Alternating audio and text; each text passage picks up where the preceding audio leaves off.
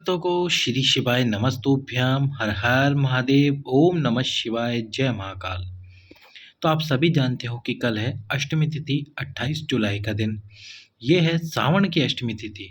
और यदि आपको किसी ने ऐसा बोल दिया है कि तेरे भाग्य में कुछ भी नहीं है, या फिर ऐसा बोल दिया है तू कभी माँ नहीं बन सकती, या फिर ऐसा बोल दिया है तू कभी किसी की पत्नी नहीं बन सकती, या आपको कुछ और अपशब्द बोल दिए हैं, तो आपको उनका जवाब नहीं देना है। आपको केवल और केवल अष्टमी तिथि के दिन आपको ये उपाय करना है। उपाय अष्टमी तिथि के दिन आप प्रदोष काल में भी कर सकते हो, और साथ ही साथ में ये उपाय आप सुबह सुबह जब शिव मंदिर जाओ तब भी कर सकते हो। कैसे करना है आपको ये उपाय, इसके अंदर आपको केवल और केवल, अब यदि आपकी इच्छा है धन प्राप्ति की, तो उसके लिए आपको अलग महादेव का नाम लेना है।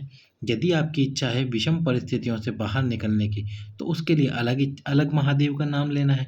और यदि आपकी इच्छा है वंश वृद्धि संतान प्राप्ति की, तो आपको अलग महादेव का नाम लेना है। पर सबसे पहले करना क्या है, आपको एक बेलपत्र ले लेना है, और इस बेलपत्र के पीछे वाला ठूंठ आपको तोड़ देना है।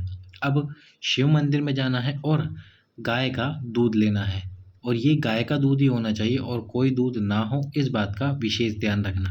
गाय का दूध ले लीजिए और गाय का घी लेना है आपको। दूध और घी दोनों लेकर सबसे पहले तो आपको दूध लेना है, और दूध की एक बिंदी जो आपकी अनामिका उंगली है जिसमें आप रिंग पहनते हो, उस अनामिका उंगली से आपको एक बिंदी कहाँ लगानी है, ये बेलपत्र की जो बीच वाली पत्ती है, इस बीच वाली पत्ती पर एक दूध की बिंदी लगा देनी है। बिल्कुल इसी प्रकार से एक दूध की बिंदी आपको यहाँ लगानी है। जब दूध की बिंदी लगाओ तो आपको तुमरुकेश्वर महादेव का नाम लेना है। कौन से महादेव? तुमरुकेश्वर महादेव। यदि संतान प्राप्ति वंश वृद्धि के लिए कर रहे हो ये उपाय, यदि धन प्राप्ति के लिए आप ये उपाय कर रहे हो, तो आपको कुबेर भंडारी कुबेरेश्वर महादेव का नाम लेना है। यदि आप किसी विषम परिस्थिति में फंस गए हो, तो आपको अवधूतेश्वर महादेव का नाम लेना है। और यदि कोई ऐसी मनोकामना जो आपको लगता है कभी पूर्ण नहीं हो सकती, तो भगवान हाटकेश्वर महादेव का नाम लेना है। चारों महादेव का नाम आपको मैंने बता दिया है। किस पर्पस के लिए, किस कामना के लिए आपको किस महादेव का नाम लेना है वो मैं आपको बता चुका हूँ। जब आप पहली बिंदी यहाँ पर लगा दो, इसके बाद में आपको क्या करना है, जो बेलपत्र है इसको उल्टा करना है। उल्टा करके आपको यहाँ पर अब दूध की दूसरी बिंदी, ये जो बीच वाली पत्ती है इसके यहाँ पर आपको लगानी है दूसरी बिंदी। पहली बिंदी बेलपत्र का जो सीधा भाग है जहाँ से हम बेलपत्र समर्पित करते हैं उसके बीच में, फिर बेलपत्र को उल्टा करना और यहाँ पर आपको दूसरी बिंदी दूध की यहाँ लगानी, केवल बिंदी लगानी है। इसके बाद में इस बेलपत्र को वापस सीधा कर लेना है। अब सीधा करने के बाद में दूध की एक बिंदी आप यहाँ लगा चुके हो। जो आपके पास में घी है, उस घी को आपको, ये जो बीच वाली दोनों पत्तियाँ, नीचे वाली दोनों पत्तियाँ हैं, इन दोनों पत्तियों पर आपको घी लगाना है। घृत का घी लगाना है, गाय का, क्षमा करना, गाय का घी लगाना है आपको इन दोनों पत्तियों पर। दोनों पत्तियों पर घी लगाओगे तो आपको कौन से महादेव का नाम लेना है, जिस कामना के लिए आप ये उपाय कर रहे हो, फिर वो तुमरुकेश्वर हो, फिर वो हाटकेश्वर हो, फिर वो अवधूतेश्वर हो, या फिर कुबेर भंडारी हो, या कुबेरेश्वर महादेव हो। इस प्रकार से आपको बेलपत्र की दोनों नीचे वाली पत्तियों पर घी लगा लेना है। अब घी लगाकर इस बेलपत्र को, ये कार्य आप आपके घर पर भी कर सकते हो, ये कार्य आप घर, जो शिव मंदिर है, जिस शिव मंदिर में आप जानते हो उसमें भी कर सकते हो। ये उपाय आप घर पर भी कर सकते हो, ये उपाय आप भगवान शंकर के मंदिर में जाकर भी कर सकते हो। दोनों जगह पर ये उपाय कर सकते हो। सुबह भी कर सकते हो, शाम को भी कर सकते हो, जैसा मैं आपको पहले बता चुका हूँ। वीडियो को लाइक कर देना, चैनल को सब्सक्राइब कर देना, और वीडियो को अधिक से अधिक लोगों के पास शेयर कर देना। अब इस बेलपत्र को उठाकर उठाकर आपके हाथ में रखकर, कौन से हाथ में, सीधे हाथ में रखकर, जिस भी कामना के लिए आप ये उपाय कर रहे हो, यदि आप जानते ही हो संतान प्राप्ति के लिए तुमरुकेश्वर महादेव का नाम लेकर उपाय कर रहे हो, वंश वृद्धि के लिए भी तुमरुकेश्वर महादेव, और धन प्राप्ति के लिए कुबेर भंडारी, यदि कोई विषम परिस्थिति में फंस गए हो तो अवधूतेश्वर महादेव, और कोई बहुत बहुत ज़्यादा ही बड़ी कामना है तो फिर हाटकेश्वर महादेव का नाम लेकर वो बेलपत्र भगवान शंकर के शिवलिंग पर समर्पित कर देना।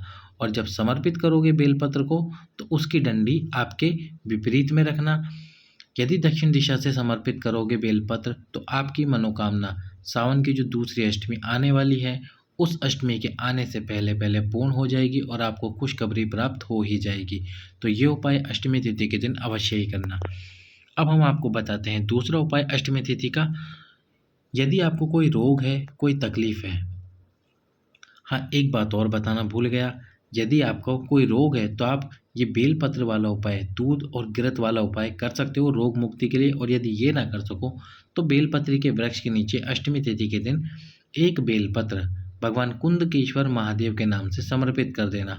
समर्पित करने के बाद में इस बेलपत्र पर आपको 7 कलश, कितने? 7 कलश, 7 कलश जल समर्पित करना है। एक एक बार पूरा पूरा कलश जल समर्पित करना है। कुंदकेश्वर महादेव का नाम लेते हुए कुंदकेश्वर महादेव का स्मरण कीजिए, 7 कलश जल समर्पित कीजिए। 7 कलश जल समर्पित करने के बाद में इस बेलपत्र को उठाकर, यदि आपके स्वयं शरीर में तकलीफ है तो आप स्वयं चबा चबा कर वहीं पर कुंदकेश्वर महादेव का स्मरण करते हुए खा लीजिए। यदि घर के किसी और सदस्य के लिए आप ये उपाय कर रहे हैं तो बेलपत्र उठाकर अपने साथ लेकर जाएं और इस बेलपत्र को उस व्यक्ति को खिला दें अष्टमी तिथि के दिन जिसको रोग है और जो बहुत ज़्यादा ही रोगीला है। आपका ये रोग, आपकी शरीर की वो परेशानी पूरी तरह से समाप्त हो जाएगी। अष्टमी तिथि का ही एक और उपाय जो कि मनोकामना पूर्ति के लिए है। मनोकामना पूर्ति के लिए आपको अष्टमी तिथि के दिन क्या करना होगा?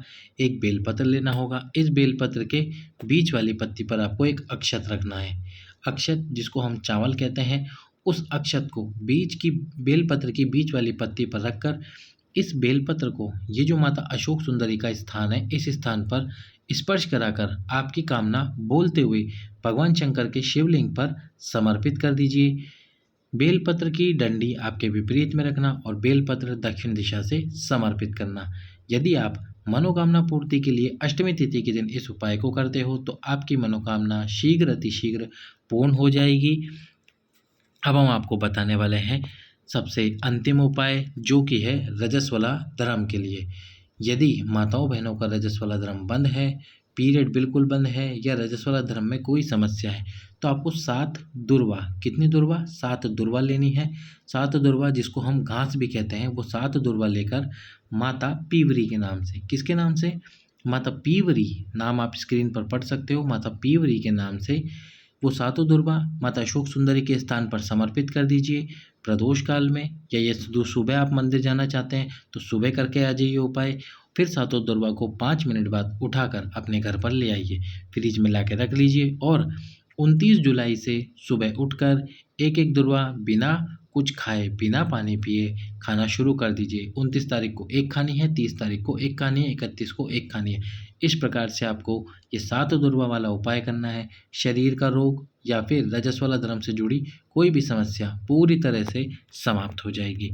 तो ये थे 28 जुलाई सावन की अष्टमी तिथि के उपाय। सभी भक्तों को श्री शिवाय नमस्तुभ्यम। हर हर महा